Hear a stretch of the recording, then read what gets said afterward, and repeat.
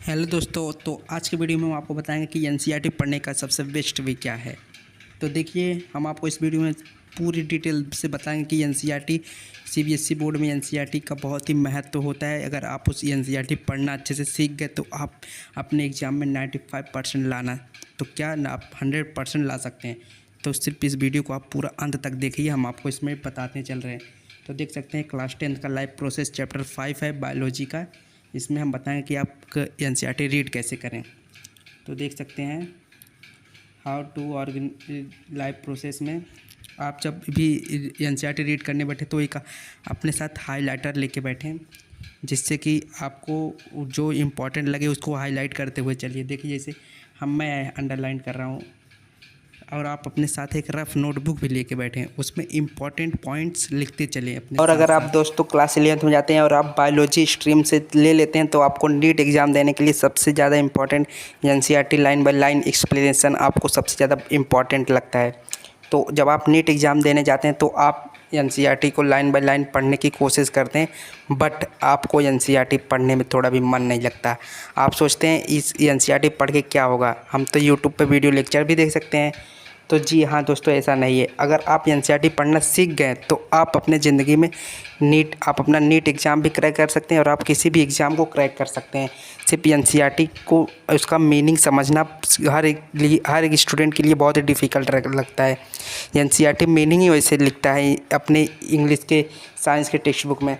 तो जब भी आप एनसीईआरटी रीड करने बैठे तो उसमें बहुत सारे एक्टिविटी और इंडेक्स क्वेश्चन आते हैं, उसको इग्नोर कभी मत करना, क्योंकि वो बहुत ज़्यादा इंपॉर्टेंट महत्व करता है।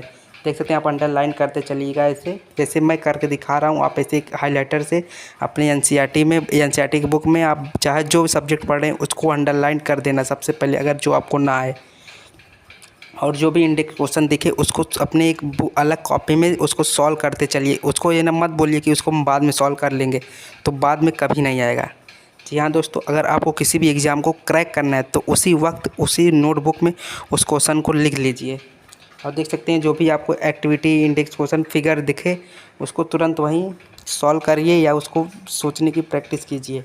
और देखिए, जो एनसीईआरटी में बहुत सारे फिगर भी दिए रहते हैं बगल बगल में उसके, तो उसको भी समझने की कोशिश कीजिए। अगर ना समझ में आए तब आप वीडियो जाइए यूट्यूब पे, लेक्चर देख के समझ लीजिए। और देखिए, एक्टिविटी 5.1 जो नीचे दिख रहा है आपको, तो उसको आप समझ लीजिए एक बार। अगर आपको नहीं समझ में आता तो तब वीडियो लेक्चर देखिए।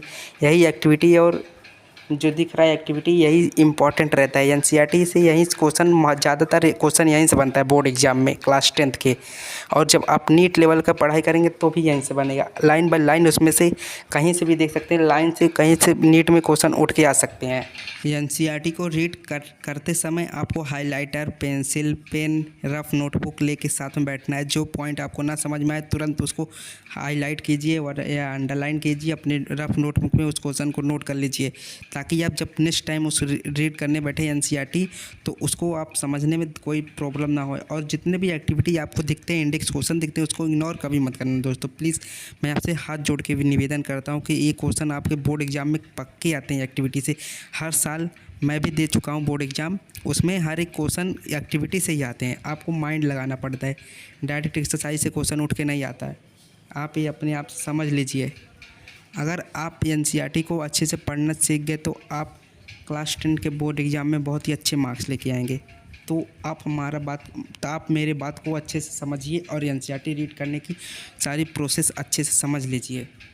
तो देखिए, ये सारे बगल में जो अमीबा दिख रहा है, heterotrophic nutrition, how to organism obtain food, their nutrition, ये सब पॉइंट अच्छे से रीड करके हाईलाइट करके पढ़िए। और जितने भी फिगर दिखते हैं उसको अच्छे से नोट कीजिए। आशा करता हूँ कि ये वीडियो आपको अच्छा लगा हो तो वीडियो को लाइक करके सब्सक्राइब करके अपने दोस्तों के साथ शेयर जरूर करें। तो मिलते हैं अपने नेक्स्ट वीडियो के लिए, तब तक के लिए धन्यवाद।